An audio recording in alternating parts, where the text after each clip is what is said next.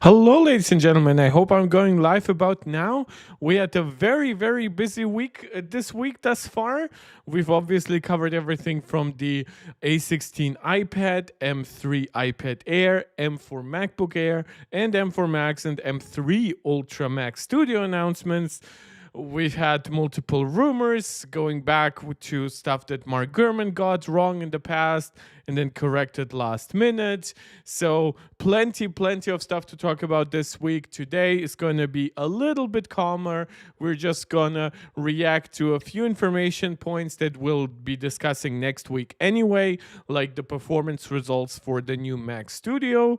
Plus, those are very early results. It's hard to tell, obviously, how much of it might still be early software, how much of it might be just unoptimized testing with not proper thermal management and not turning off other tasks and stuff like that. So obviously we'll be going through the reviews next week for all the Apple devices. And given that they're all coming out on Wednesday, I assume that's going to mean a very busy Monday and Tuesday for the reviewers and for us. But beyond that, then my March kind of trickles out, and I'll have less and less time for streaming because of work. So I'm actually really glad that I'm able to do a short stream today. Just a little bit of time with you discussing the latest leaks and rumors, going back to some of the stuff that we've seen this week, and addressing some of the controversy from some of the most recent results. I would like to start actually with not something related to this week's announcements, and that's primarily for my own sake because I want to move a little bit beyond those and slowly get into the season of discussing the new or the next iPhone. Hopefully, I'm on a personal level very excited to have potentially new AirPods at the end of the year. We should be getting some new Apple Watch information down the road.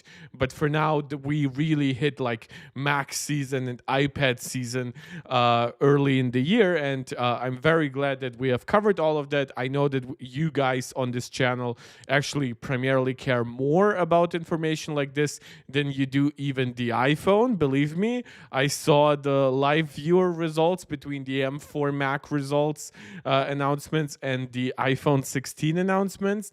Nevertheless, we're covering it all, especially since I'm getting low-key hyped about the next iPhone. So for me, it's the next iPhone is the 17 Pro Max, and in general, the 17 Pro family. I think for a lot of people, the base 17 with its final inclusion of a ProMotion screen is going to be a surprising success. And then, of course, the dark horse this year being the announcement of the iPhone 17 Air, a 5.5 millimeter thick iPhone with a display size somewhere between a regular model and the Pro Max model. So how people will react to that one, remains to be seen. And it's definitely not the model that appeals most to me. So whenever I ignore it, please forgive me. I'll still talk about it today because we do have some new information that also has to do with the iPhone 17 Air, but primarily our focus today will be on the iPhone 17 Pro Max and what its new leaks in terms of dimensions could mean for its hardware capabilities. Now, most importantly, this comes from Ice Universe. Now, Ice Universe does have a slightly mixed track record. However, when it comes to specifically reporting the outlines, the dimensions, the CAD files of new iPhones, he has actually a pretty decent track record, doing basically a perfect leak in advance of the iPhone 15 Pro releases. Obviously, that's when Apple switched to titanium.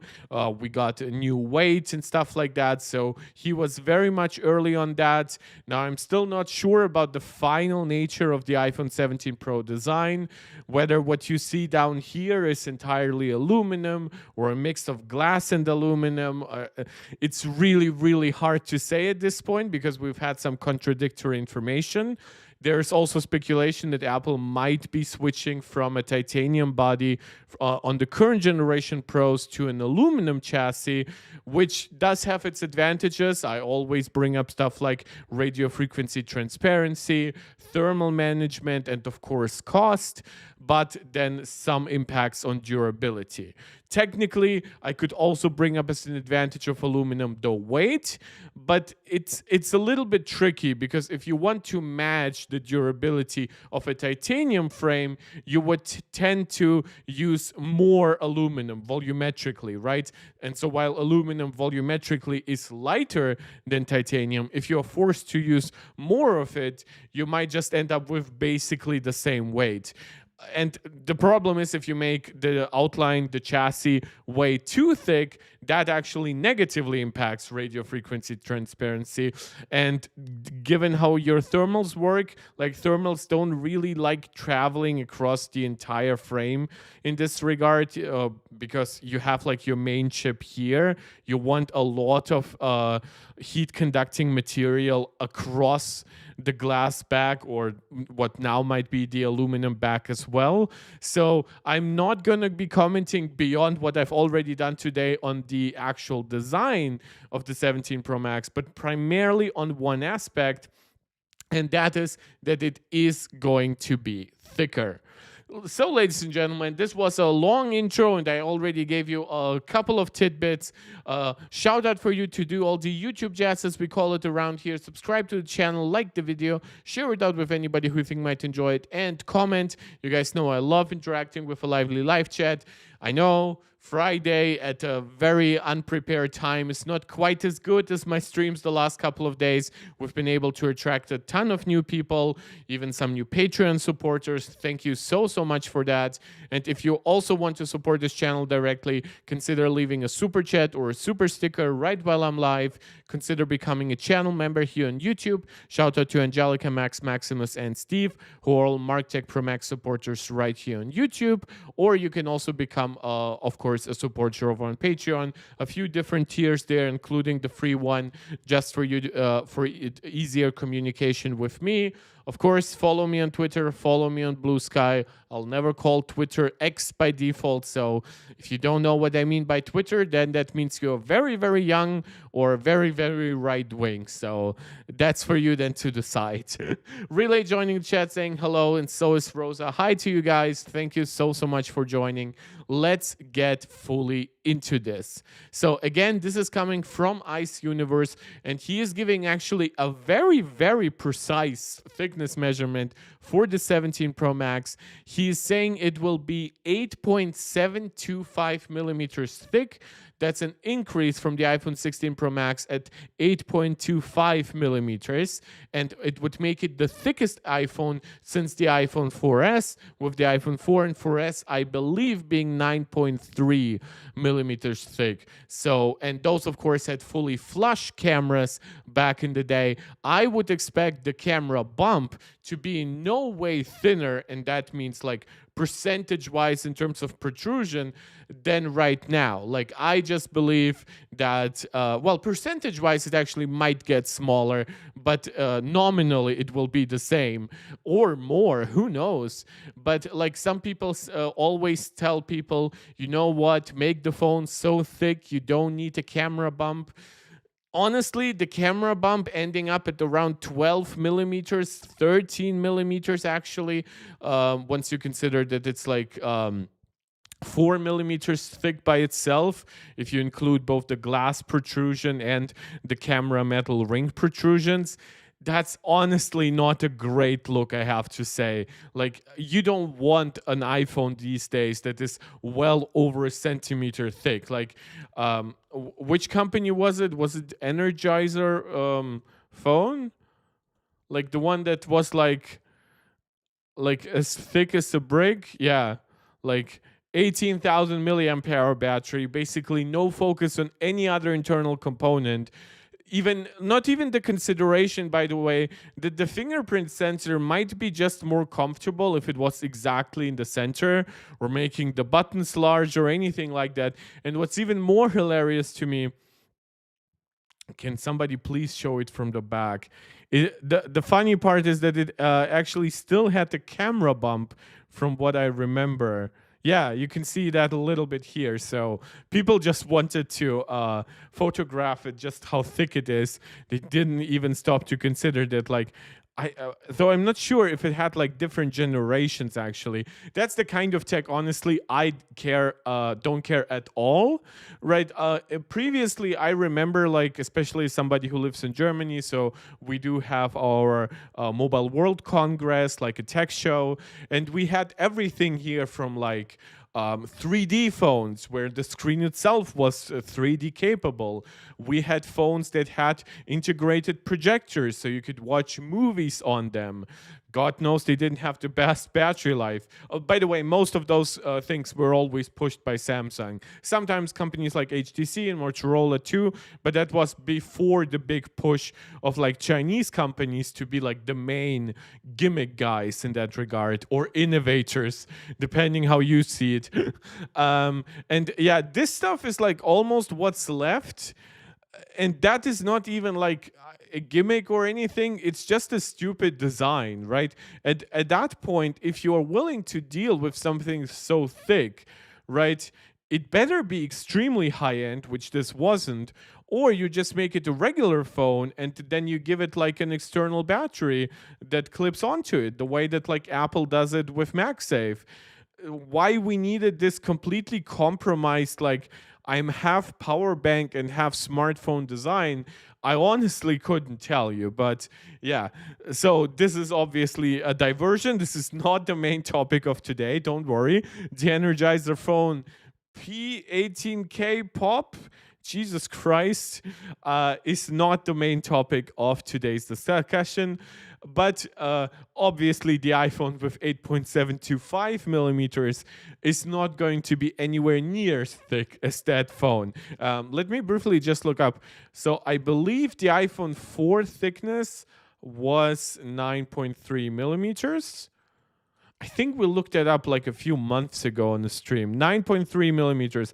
I remember it because of the discussions between Apple and Samsung of which company had the thinnest smartphone. And the Galaxy S2 competed with like the iPhone 4 and 4S.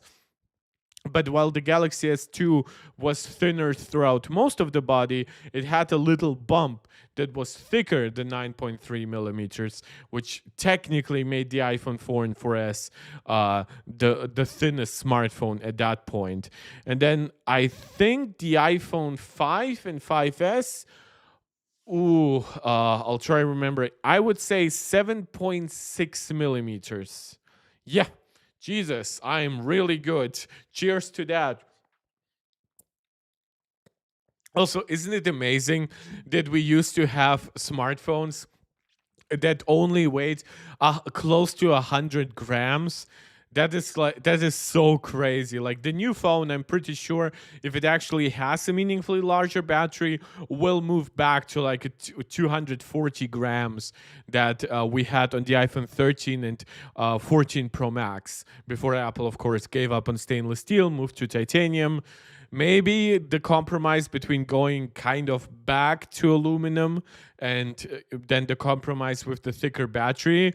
But then the cameras will also be more more heavy. They will be heavier in my prediction, at least. Like if Apple wants a larger main sensor or a much more advanced sensor with one extra lens, or if the telephoto camera has like crazy extra zoom or variable aperture, those are all a few grams here and there. While it won't make your phone suddenly 300 grams, it might take it from like 227 to 240 together with a larger battery. Tippo Master saying, "Oh, hi, Mark. Really appreciate the room reference. Yeah, right. That's The Room." And then the movie where she's trapped in a room with her child is Room. I'll have to look that up. The Room. Wait. It's The Room this way. Wait. Is it both The Room? Because Tommy, why so? I apologize for this tangent. It's The Room. Okay, here. But then the 2019 movies also no. That's the same. Sorry, I looked at this poster. Okay, good. I actually got it right. Really saying now we want an Energizer phone review. I'll try. Hey, if you can send me one. If some of you guys want to organize something to send to me, I'll actually organize like a mailbox, one that isn't in my actual apartment. uh, and then you can send me shit, guys. We have actually a few more people watching than even likes. Feel free. I would really appreciate a like. So thank you so much for tuning in. I know my streams aren't that regular, so it's really hard to predict when to join. The best way to do so is to go on Twitter. Usually I'll announce a stream like half an hour, 40 minutes in advance. But now we're actually getting to the main point, and unfortunately, there's one specific hardware spec we are missing in regards to this iPhone, and that would be the battery capacity. Because according to Ice Universe, this thickness increase is primarily here to accommodate a larger battery.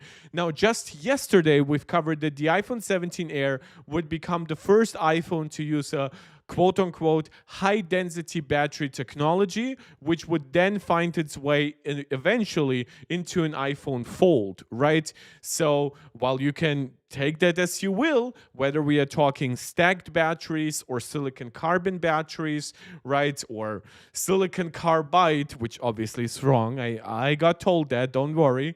We'll refer to it by its correct name in the future. But yeah, we do not have any such confirmation here from Ice Universe. But that's, of course, given that he, and I call him he because most tech leakers are men, they, whatever, they are not really known for leaking hardcore internal specifications, especially not like so much in advance. So if they have like the overall body composition, the measurements of this iPhone, and I'll get to what it could mean for the camera, they could just speculate that it means that it's getting a larger battery. It could also be primarily there just to not make the camera bump look completely outrageous, right? Apple might be working on on a complete internal redesign where they might reposition stuff like the action button or the camera control button, right? Of course, all of this is speculation, but I'm just trying to prepare you guys. Like, whenever you see stuff like, oh, the phone is thicker, that means it has a larger battery. Well, it's usually correct. It doesn't necessarily always have to be. Really, I've never seen one in my life. Believe me, bro, I've never seen an Energizer phone in my life either. Did I see it at a Mobile World Congress here? I don't think I have. If I did, then I've long put it like in some deep, dark part of my brain. So that means, of course, the new iPhone 17 Pro Max will be over 3 millimeters thicker than the iPhone 17 Air. If they are sharing the same main camera or even anything close to it, that of course means prepare for like a and positively hilarious camera bump on the iPhone 17 Air. But yeah, definitely Apple seems to be sticking with the concept that the best components are still in the Pro Max. There's, of course, also the rumor, we've seen some contradictory reports that on the front of your phone, you would get like a narrower dynamic island. Again, right now, this is a little bit in flux. We have not gotten any concrete confirmation either way. Some have said yes, some have said no. So I'm just trying to bring up stuff that we kind of already know about it. And of course, I'll bring up new stuff once we actually know something. So larger battery, that to me also leads me to believe that this would be also literally a larger battery, right? Not necessarily just a higher capacity one, which could be achieved in the same form factor by using a more dense battery technology. But as I keep saying with every new stream on this channel, silicon carbon does not exist and the production capacities necessary to power both the Pro and the Pro Max iPhones. These are devices that sell close to 100 million units. there is absolutely no way, shape, or form that the technology that is currently being used for the most high-end Vivo, Xiaomi, Oppo devices, to the point that they are not even bringing it to to all international models of those smartphones. Yeah, they might bring it to some of the pros, knowing, by the way, they don't even sell too well worldwide. And then for the ultras, they will just keep the best specification exclusive to China, because they don't have the capacity for it. I know there are also some regulations and shit like that, but usually those regulations are not like very everywhere, right? Which, like, I know that, for example, Germany has some regulations with companies like Oppo and stuff like that, but ultimately, like, usually that means there is like a model for like Germany, Austria, and stuff like that. But then for the entire European Union, you would still get like basically the international version. The fact that for like the Xiaomi 15 Ultra we have a very distinct like Chinese version and then an international version leads me to believe that Apple might be using silicon carbon on the iPhone 17 family, but only on the iPhone 17 Air, with the rest using very traditional battery chemistry. Apple doesn't give us larger battery jumps for no reason. That is true. There's also, though, the effect of accumulated power consumption things over the last couple of years. So we've had, for example, always on displays, right? And the issue when we switched from the iPhone 13 Pro Max to the 14 Pro Max, we got always on displays, but we didn't necessarily got a larger battery. And while the screen was more efficient, it wasn't that much more efficient to compensate for it. And that led a lot of people to believe that the iPhone 14 Pro Max actually had worse battery life than the 13 Pro Max because they kept using the always on display. So that's something that by the time we are now reaching the iPhone 16 Pro Max with its larger capacity, it's even more efficient screen, it's 3 nanometer chips and stuff like that. It definitely has the longest battery life of an iPhone. But as somebody who's been really playing around with Apple Intelligence recently, I will admit that my prediction is that Apple will come out and say they might not talk about the specific RAM capacity of the 17 Pros, but they will say that it has more memory. At least I predict that they will say it has more memory to deal with even larger AI tasks, and it will have, of course, 12 gigs of memory versus 8 on the 17 and 17 Air. And I predict they will say it has an even larger battery to deal with its large, bright screen and all the intensive AI tasks you want to throw at it. So yeah, I wouldn't be surprised if the battery isn't just about improving battery life as a raw number, but giving you even the same battery life while accounting for more demanding tasks. Tipomaster, wonder if all of them will get the metal housing, which allows more battery with less insulation. Since the iPhone 16 Live is a mishmash of metal electric tabs, probably the risking rollout. Yeah, this is interesting where the Pro Max doesn't have it, but the Pro has it. And then like the magnetic adhesive is like for some models, but not everywhere. It's really interesting the way it has been rolling out ever since the iPhone 15 family even. So yeah, I wonder if when ordering a new technology, Apple will just make sure that, oh, you know what? We're actually going to standardize everything across all iPhones. And while that would be nice for the iPhone 17, 17 Pro, and 17 Pro Max, I think it will be actually crucial on the Air, where every like 1/10 or 100th of a millimeter will be absolutely necessary to keep this phone running well. I still have a grudge against this phone because all leaks and rumors suggest that it simply might not have stereo speakers. Like when you look at the speaker grill in the CAD files for the iPhone 17 Air, you'll find it basically has 2 or 3 speaker grills down there. I think 2 on each side, which suggests it basically houses just the microphone, and then the other cutouts are just for symmetrical artistic reasons.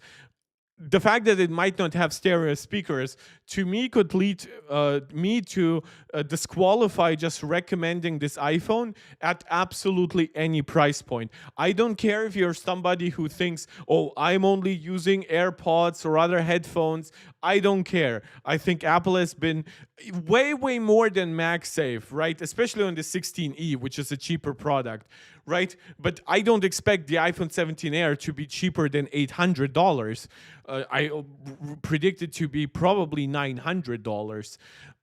So to me, it's like I'm just looking at it and I'm like, really? You would remove a feature that we've had ever since the iPhone 7 Plus? Right? And I'm like, bro, no. Plus, Apple has been so good with speakers that to me it's just like mind blowing. And honestly, I'm now a little bit confused of why the Air is this thin, right, at 5.5 millimeters. Because if you're making your real iPhones, especially the Pro models, so much thicker, and this is actually a substantial increase. This is larger than the last increase, nominally at least. It's similar percentage-wise. But to me, it's like, really? So you couldn't find it in you to make this at least like 6 millimeters or even 6.2 or something like that?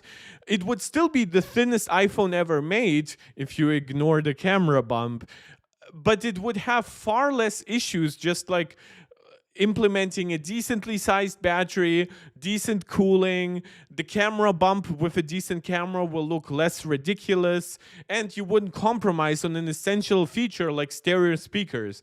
At least that's my opinion. You can take it as you want. Dharma Wanderer, haven't seen you here yet, bro, saying, hello, guys, I'm from Hungary.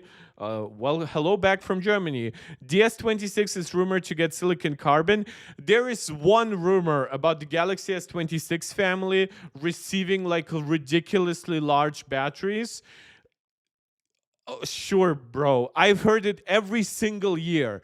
I've heard it going back to the Galaxy S23 even. So that's 2 years ago, which means I heard it like 2.5 years ago, that it would be getting stacked batteries a year before the iPhone. And in the end, we didn't get stacked batteries on the Galaxy S23 or Galaxy S24 or on the iPhone 15 or on the iPhone 16, and finally not even on the Galaxy S25.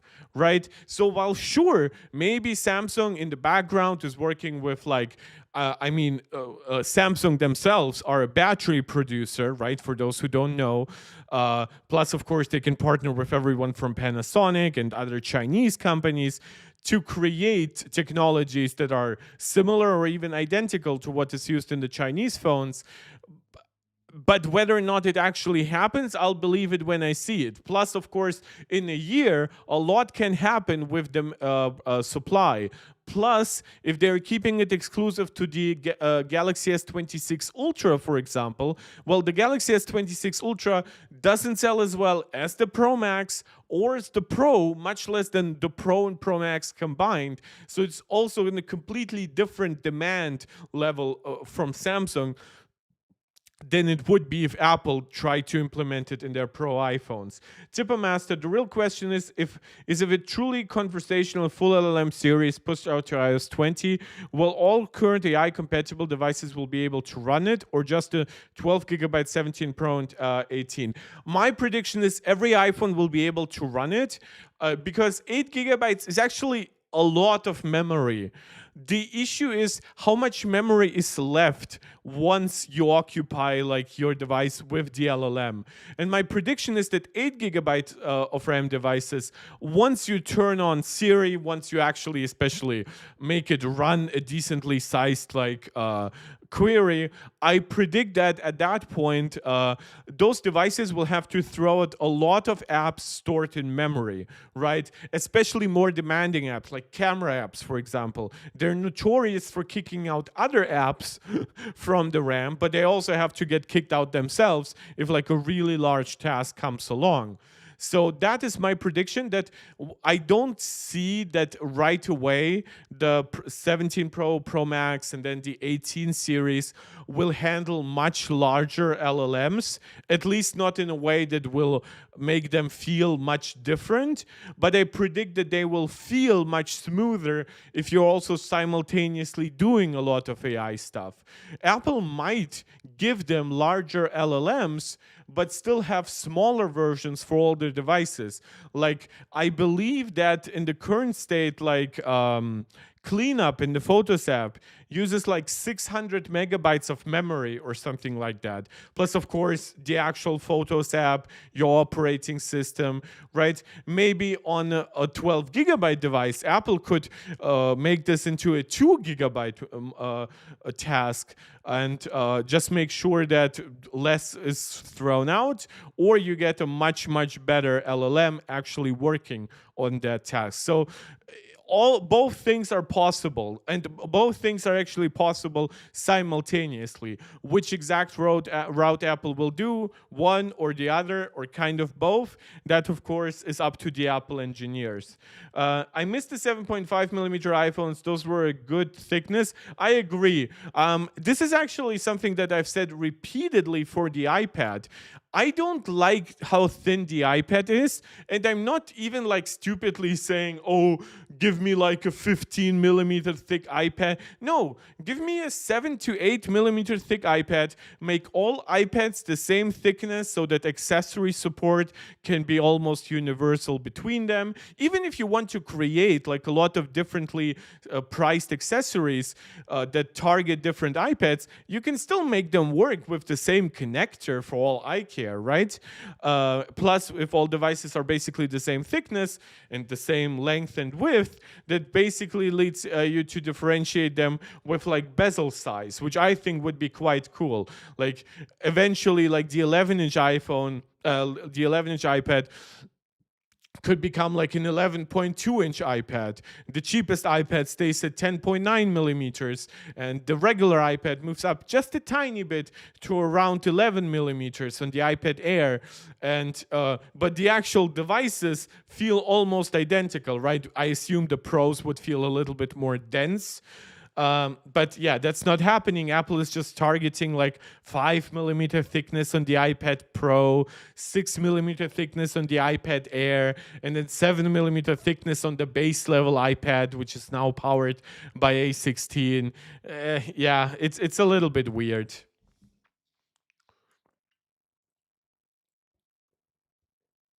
Now, the way it's worded here, as always, an increase in battery size doesn't necessarily mean battery life will be any longer. Apple might need to increase the battery size to accommodate new power-hungry features. That's an interesting way of wording it, because obviously, I mean, it's objectively true.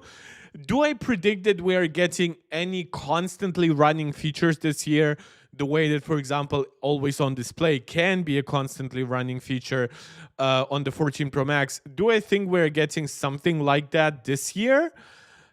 I mean, the A19 chip most likely is N3P based. It is gonna probably increase single core performance, probably have a higher peak power consumption, but that's not really reflect too negatively on everyday like battery life. It's gonna come up in like more demanding tasks. So I'm not sure if there's anything that power hungry, at least anything that isn't really optional, right? I mean, even I guess if the screen can suddenly reach up to like 2500 nits or 3000 nits of brightness, right? That would be more power hungry, but also simultaneously nobody really forces you to target those brightness levels on your iPhone. What automator workflows do you use? Only one, which is close all apps. Do you actually have it in the dock? Yeah, here it is. It's quit all. Not gonna click it right now. It's the only one I need on my Mac. And I don't use shortcuts really on my iOS devices. I directly, but I do have shortcuts that I configure to like the double and the triple back tap gestures on the iPhone. Yeah, that's an interesting question. Haven't been asked that, but I think that's because before I switched to better display and switched my Mac to a 16:9 aspect ratio, you guys didn't see my dog, right? So yeah, it makes sense that now that could become a question. So thicker iPhone, longer battery, a larger battery, potentially longer battery life.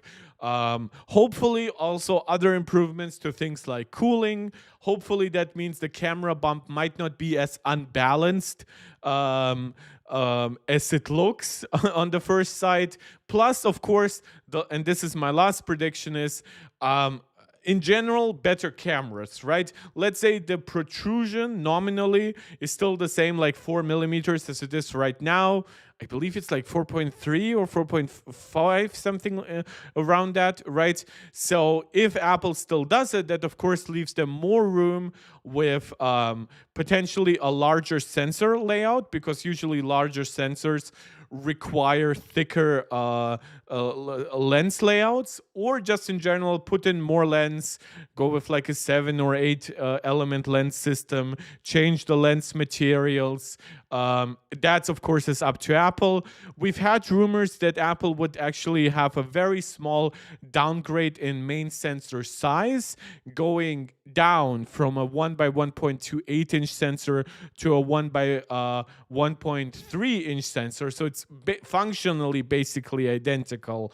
But it would just be using a much newer sensor that handles low light better, handles HDR better. And then, of course, it's up to Apple to change maybe the optical system, widen the aperture so this sensor can actually collect more light, stuff like that.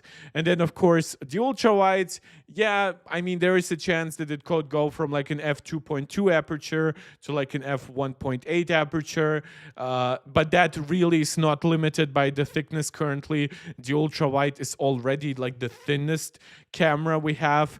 And then if you're looking at the telephoto, that one is actually interesting because, of course, we are predicting that Apple is moving to a larger 48 megapixel sensor. Most likely they're moving from a, and I actually can once again open up GSM Arena for you guys, because those are, oh, the iPhone 16e review is actually out. So that's actually interesting. So display, so 800 nits peak brightness, that's probably also like software lock, just so it matches iPhone 14 capabilities. And the battery life and their testing is actually quite crap, which is very interesting to see. Don't know what to think of that, to be honest, because it doesn't really line up with the battery test I see from other devices, from other reviewers. So, like you see, the iPhone 16 with a much smaller battery delivers 4 hours longer battery life. So, I wonder what happened here, to be quite honest. And then performance. So multi-core results are still about the same. Signal core results are good. And Tutu. Also, thank you for GSM. Thank you to GSM Arena for not comparing Antutu results between platforms. That's not what they're here for. Some decent scaling here between the 16e, 16, and 16 Pro. Not so great results, I would argue, in Wildlife Extreme. Though, I mean, it is 4 compute units versus 6. What about sustained performance? Apple has promised better heat dissipation for this generation of iPhone 16e included, and thus better sustained performance. The CPU scored 80% of stability, which is a great result. The GPU stability is 65%, which is not bad, but not as much as we hoped for. Okay, that's interesting. But I didn't actually come here for 16e benchmarks. I did come here for this, which is, and this is my personal prediction, and I think it's actually, the 16e is kind of the product that kind of proves it, because the 16e showed that Apple really likes this 1 by 2.55 inch sensor, because they introduced it as the 48 megapixel sensor of the ultra wide camera on the 16 Pro Max, but it's also apparently the main sensor of the iPhone 16 16e. So the jump that Apple would be doing here for its telephoto camera, its periscope telephoto camera, would be from a 1 by 3.06 inch camera sensor to a 1 by 2.55 inch sensor. Obviously a newer sensor, better HDR, better low light capabilities in general, plus a jump from 12 megapixels to 48. So Apple could actually mass order this sensor just to hell and back, because now it would be the sensor for the ultra wide on the Pro models. Hell, they could even give it as the ultra wide to the regular model. It would be the main sensor on the E. I have still no idea what the main sensor on the Air is going to be, so I'll refrain from commenting on that. And now it's also potentially going to be the telephoto camera on the 17 Pro and Pro Max. So plus, if they want to, of course, there's room to improve maybe the aperture here. If they really want to go crazy, maybe they can play around with the actual zoom range at 120 millimeters. It's 5x telephoto. There have been rumors that they would go ultra zoom with up to 10x and stuff like that. By the way, I have to make my display brighter because I forgot to turn on the lights, but I also don't want to stand up and run to there. So if I look blinded a little bit today, that is because of this.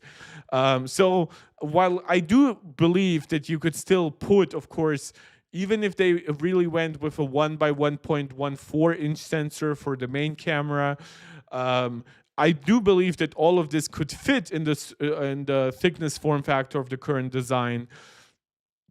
But hell, just making it thicker would help along the way. Plus, of course, one of the other rumors this year is that we're getting a 24 megapixel selfie camera, hopefully moving beyond like the pitifully small 1 by 3.6 inch sensor. So we'll have to see what exact camera changes we're going to see.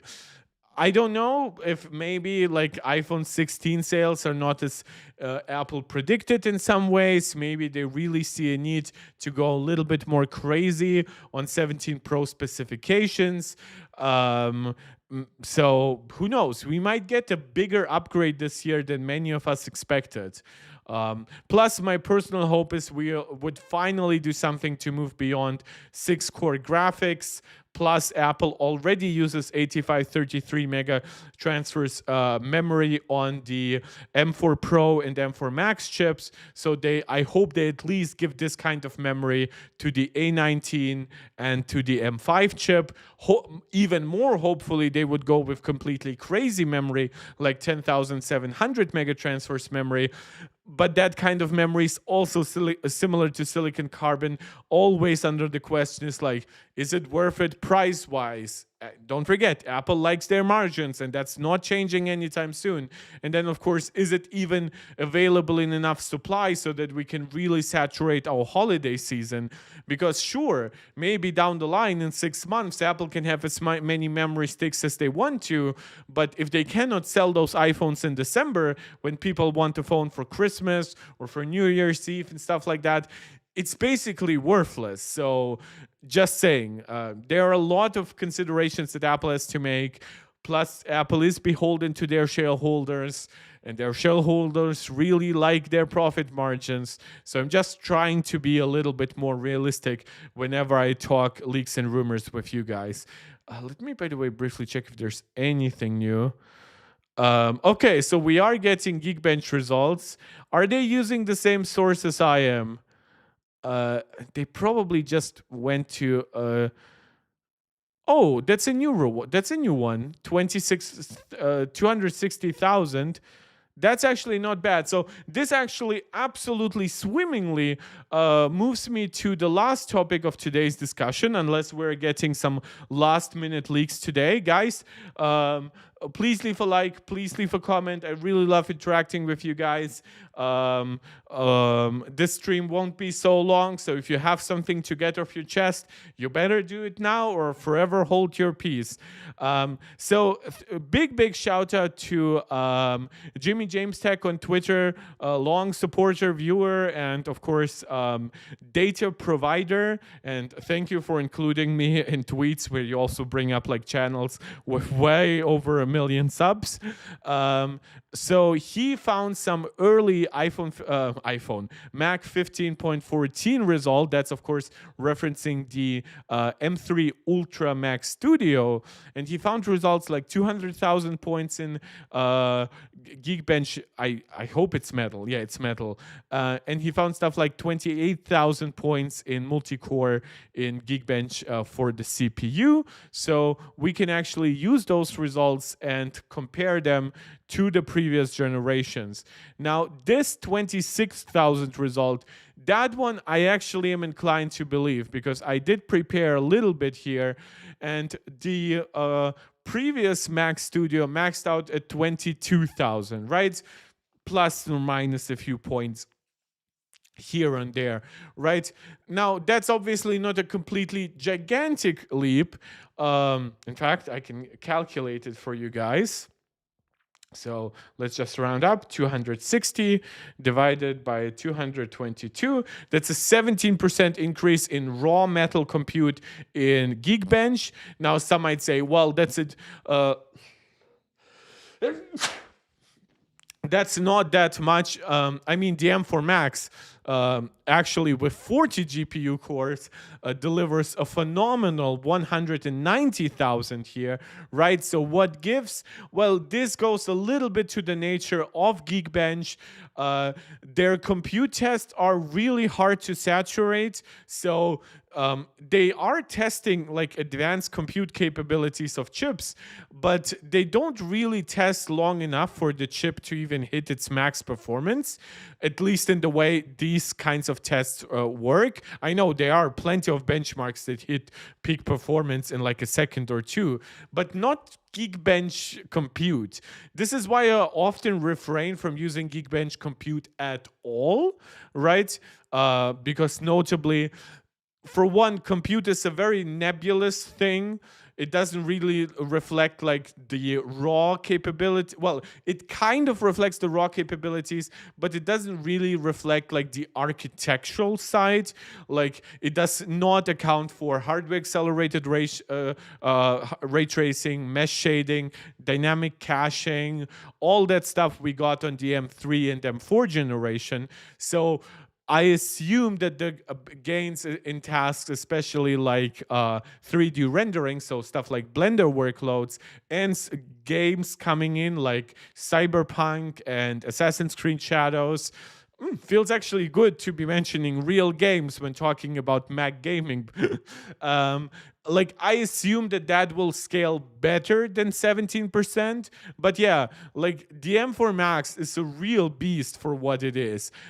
But don't forget, there have always been a bit of scaling issues when it comes to Geekbench compute in general, but especially when it comes to Geekbench compute on Apple's Ultra chips.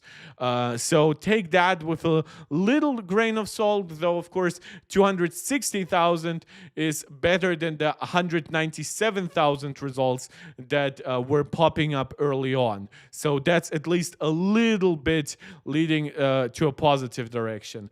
Now, when it comes to single core, of course, it's not reaching the single core results of the M4 Max.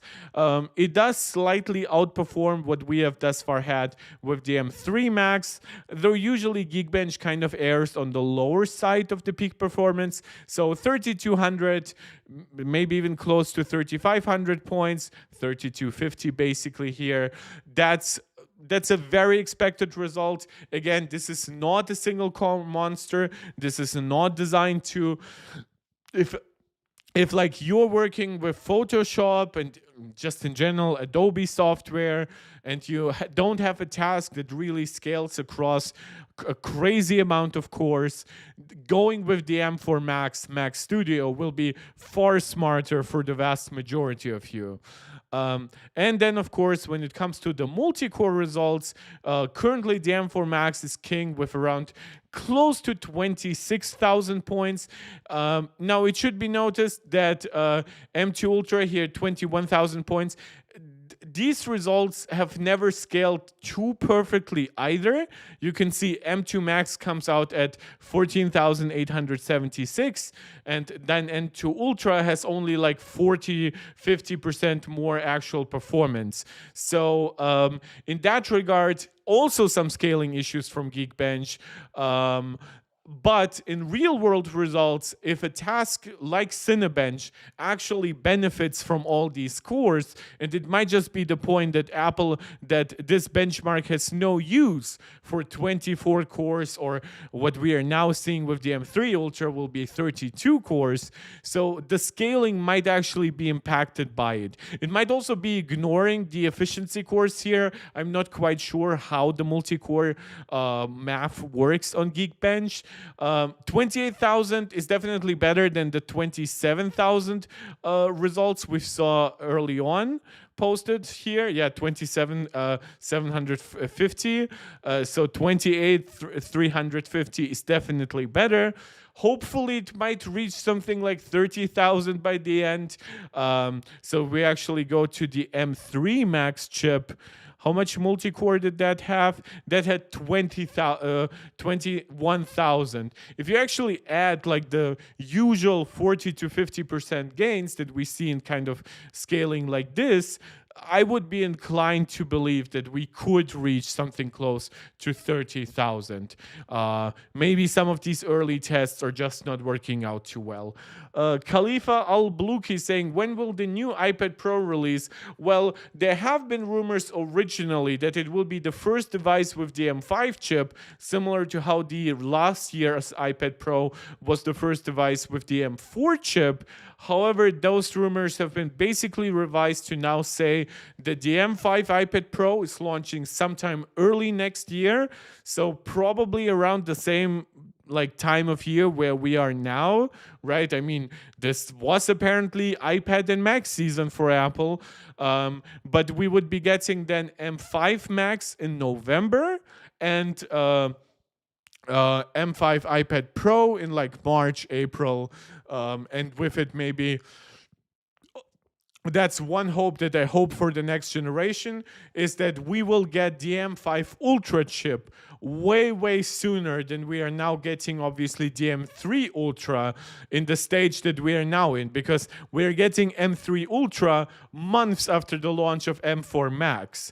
That's of course a little bit weird, and Apple themselves have kind of crushed any expectations that we should expect an M4 Ultra variant. They said the M4 Max doesn't even have like an Ultra Fusion interconnect. And by the way, that Ultra Fusion interconnect is really aging fast. So in comparison to technologies from TSMC like SOIC, for much better stacking of chiplets, basically, which in an ultra chip, one max die kind of becomes a chiplet.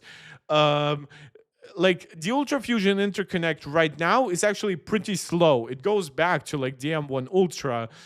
So while it does sound fast when you look at like Apple's website, it's really not the latest and greatest Ultra Fusion interposer technology we have right now. So it might just be that for the M4 Max, if Apple tried to connect them over the current Ultra Fusion, it would have just been entirely bottlenecked, right? M4 Max uses faster memory than M2 Ultra or M1 Ultra. M4 Max has significantly faster single core boosts, right? Even its GPU, while sure, I mean, looking at M4 Max here, right? Metal, where do we have it? It's 187,000. M3 Max, 155,000, right? So actually, like you see the generational gains here from M3 to M4 are not crazy, but at least in this regard, like you definitely don't expect it to just hit 190,000. At that point, it would be lower than the M2 Ultra. But it would really take an M5 Max to create a huge generational gap over something like M2 Ultra in raw performance, right? Yes, if you're looking at capabilities, again, RT, mesh shading, dynamic caching, DM3 Ultra might drastically outperform DM2 Ultra in tasks like games and 3D rendering and things like that. And anything that needs a lot of memory with its max of 512 gigabytes, of course, that will be absolutely unheard of. But those are very niche, very situational improvements that you really need to ask yourself, do I even need any of this, right? So while I know you guys really care about benchmarks and high results and stuff like that, don't forget you're also paying like $1,500 extra on top of the $4,000 base price just to get the fully enabled M3 Ultra. You're not even getting this kind of, you're kind of getting probably this performance on the binned M3 Ultra, and that's of course at $4,000, not necessarily the greatest value. So even if you're gaming only a little bit and on the side, you're kind of probably better investing in a separate PC, or in my opinion, even better a gaming console, because those are far less stressful, and just using your Mac for work as much as possible. Especially if you're making hard, cold cash with these devices and you know you can actually benefit from those crazy specs, don't necessarily waste them on anything other than just churning out more results. But it's interesting. So some gains here, not crazy, like 17% in metal here. In terms of multi-core, even smaller gains actually, but I do believe we might see some higher results still. And again, it also depends a little bit what you're comparing it to, because the gains over M2 Ultra are actually noticeable. It's just that M4 Max is so ridiculously good, and especially its reliance on its P cores. This chip really performs really well. Like M2 Ultra, I believe M2 Max had 8 performance cores and 4 efficiency cores, right? Apple M2, M2 Max.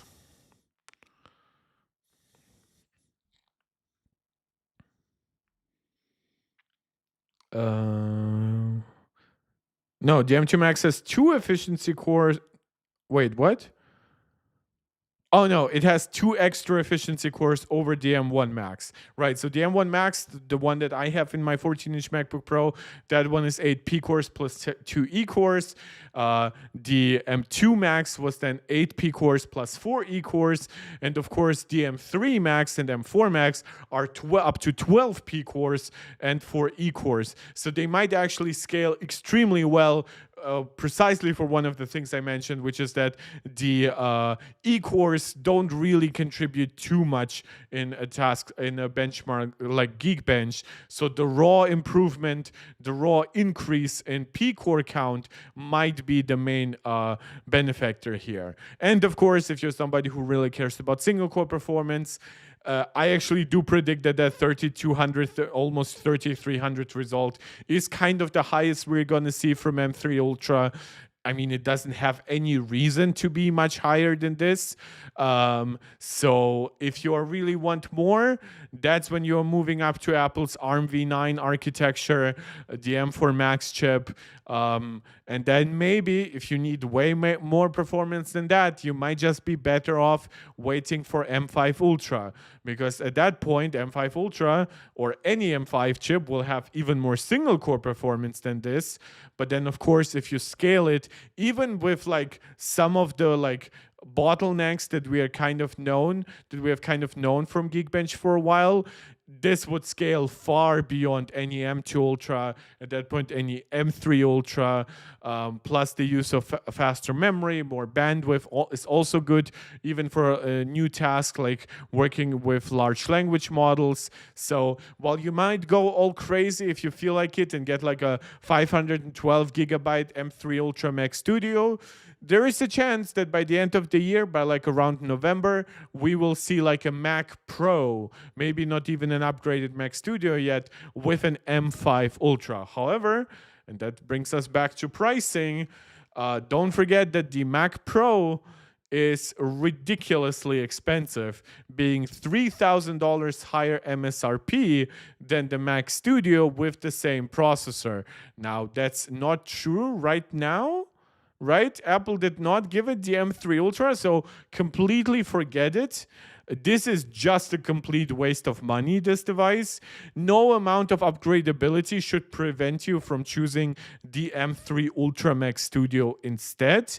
But yeah, like even if in your head you just replace the M2 Ultra here with the M3 Ultra, don't forget you're paying $3,000 for the same base configuration. In fact, right now, and this is absolutely hilarious, if you actually go to the Mac Studio, just go to apple.com again, going to the Mac, going to the Mac Studio, pre-order.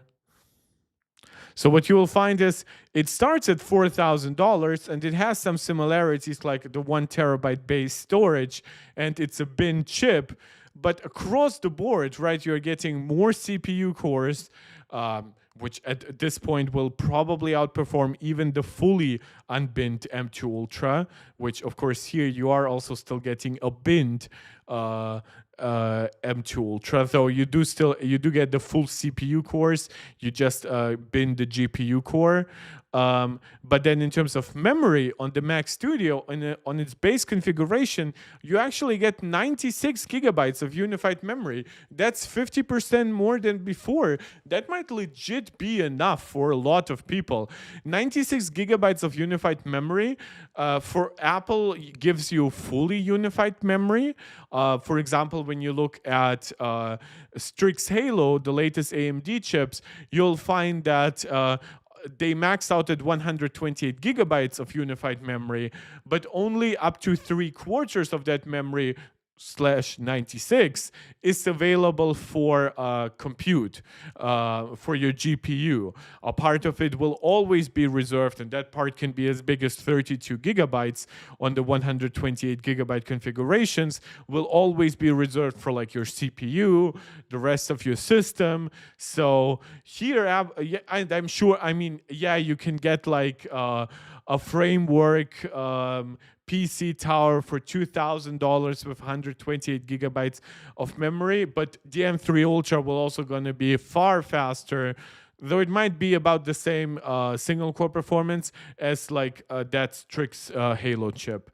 Yeah, so this might not be the greatest value ever, but it is surprisingly good value now in comparison to the Mac Pro. So whatever Apple pulls off by potentially only upgrading this one by the time they have like an M5 Ultra in their hands, they better make it like worthwhile for the people waiting, because just keeping this configuration around, especially at this price, is a complete insult. Plus, they still haven't introduced anything of note, in my opinion, that makes the Mac Studio like in any reasonable way upgradable that would justify even half of its price premium over the Mac Studio. Like even the storage that you can put into it, like it's Apple exclusive. So while sure over PCIe expansion you can put in like NVMe drives and whatever,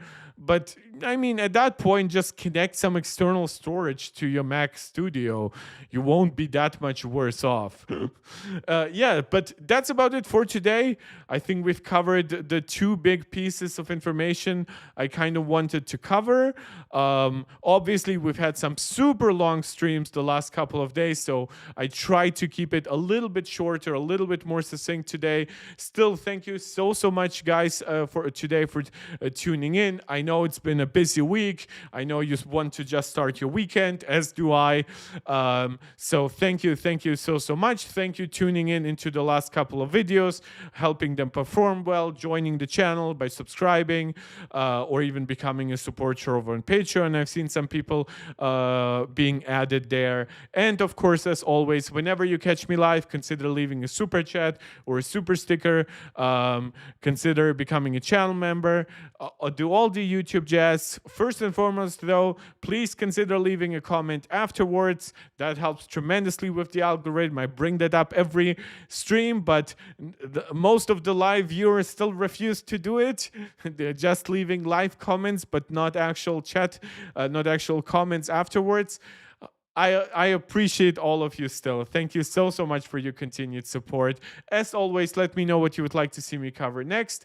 This is Mark Tech, not going to Twitter, but actually tuning out.